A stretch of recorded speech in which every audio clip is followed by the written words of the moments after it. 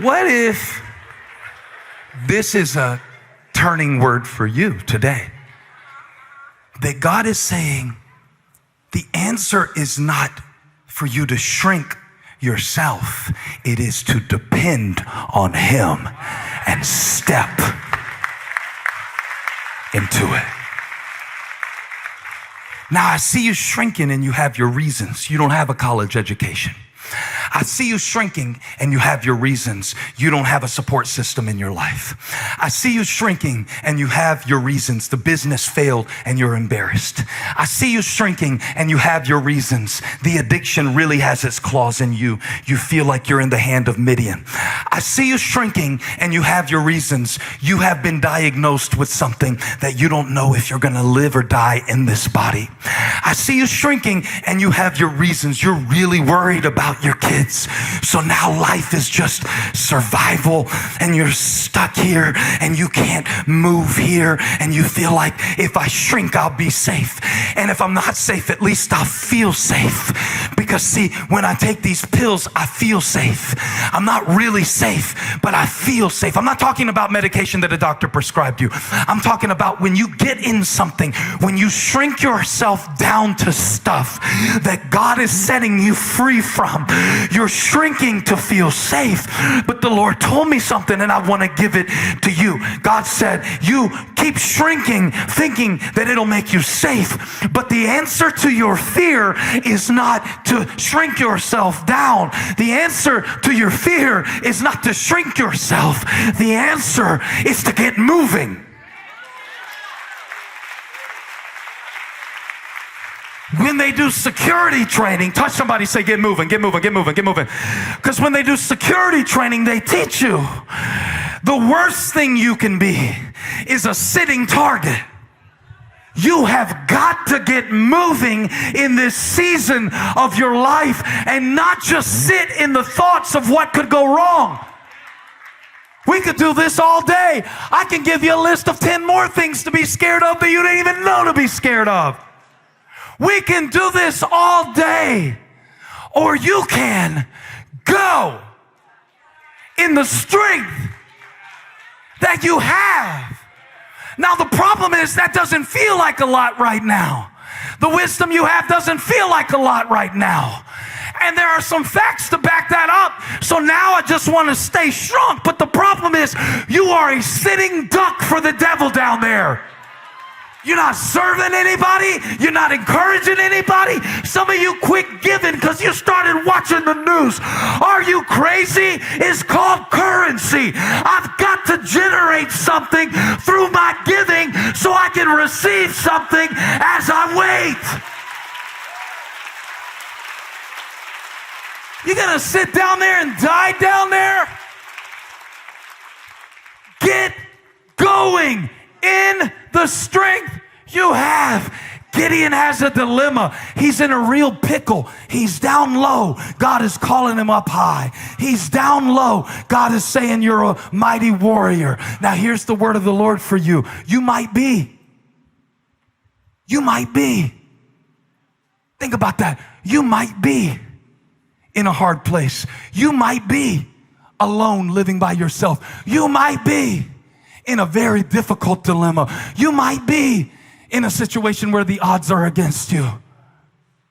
But you are still a mighty warrior. If God is within you, He is more than anything that is against you.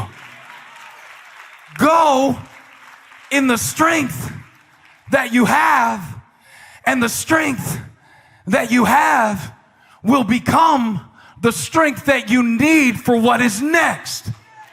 If I am prophesying this word for you, put it in the chat. It's for me. I need to get moving. It's for me. I need to get stepping. It's for me. I need to get back in it. I need to step back into it. I need to get out of this place of feeling sorry for myself. I need to get out of why and step into what God called me to be. He's able,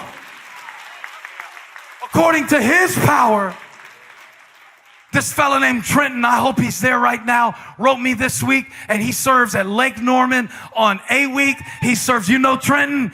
Trenton sent me a text. What meant the most to me is where he sent it from, sitting in a wheelchair with cerebral palsy. He said, thank you, Pastor Stephen, for preaching about Gideon.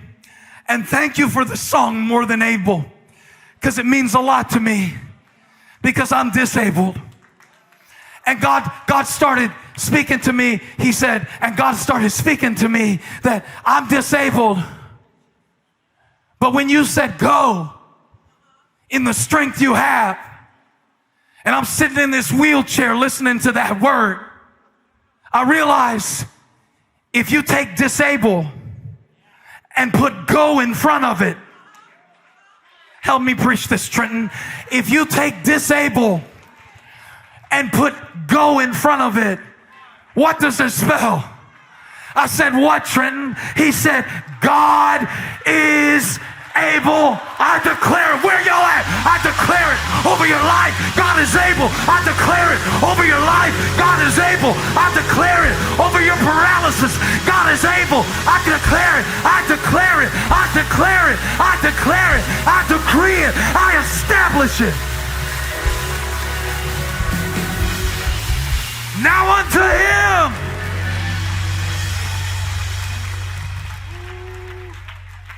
So thank you, Trenton, for that truth. If you can say it from a wheelchair, I can say it in my weakness too. If you can smile in that wheelchair, I can smile through my storm too. The problem is not what you have, it's what you don't know about what you have. And you won't know what it is if you don't go in it. I promise you that. I promise you that. I promise you, you will always, you have not yet made peace with the strength God has given you because you're not yet good with what he didn't give you. And we could do this all day. All day long, you could wish that you were taller. I never seen anybody grow a centimeter. All day long, wishing they had stayed with you. They didn't. And they're only pretending to be happy in those pictures you see on Facebook. They miss you a lot, okay? Just giving you a little spiritual hug there. You can wish this stuff all day. We could do this all day, Stephanie. We can do this all day, Tom. We can do this all day, Gideon. Or you can go with what I gave you and go in the strength you have. Somebody say it, I'm going in. I don't know what day it happened. I don't know what week it happened. I don't know what month it happened. But at some point, I came to this in my spirit. That as I preach God's word and teach God's word and put God's word in people's hearts, there may come a day where I fail. I'm sure I've already had many of those days where I failed. And I will have many more.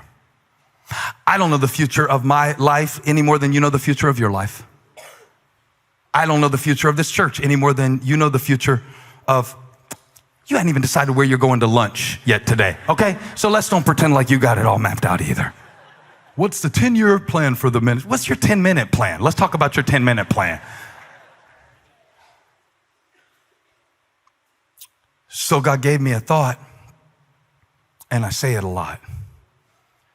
It may, but I won't. And specifically, it goes like this. It may end in failure. I can't control that. But I will not live in fear. I don't know who this is for, but the Lord released me to share that with you, and that is from my own personal wine press. That's from the grapes of my own heart that God has had to stomp out a whole lot of insecurity to get me to a place where I can tell you, you need to make a decision, Gideon. Are you gonna live in fear? And I just decided, I'm gonna have moments of fear, I'm gonna have days of fear, I'm gonna sometimes draw back, but I am not gonna live in it. I'm going in. I'm going in. I told Holly I'm going to write a song today. She said, I hope you get something good. I said, well, I don't know if I will, but I know I won't if I don't go. Let me give you the success rate on seeds that are not sown. 0%.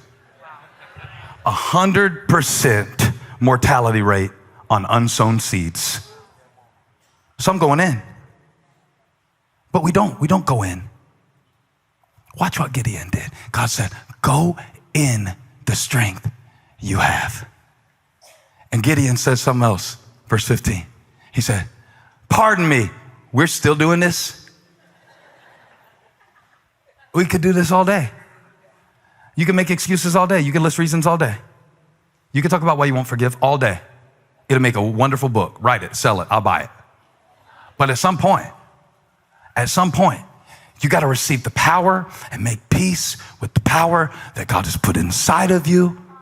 Because God is trying to give you permission to live again, to love again, to breathe again, to open your heart again, to trust again, to move again, to flow again, to see Him move a mountain again, to walk through an open door, to believe Him for better days ahead, to tell the devil that he's a liar and I will not live in this wine press. I will not live in the wine press of why me and why it didn't.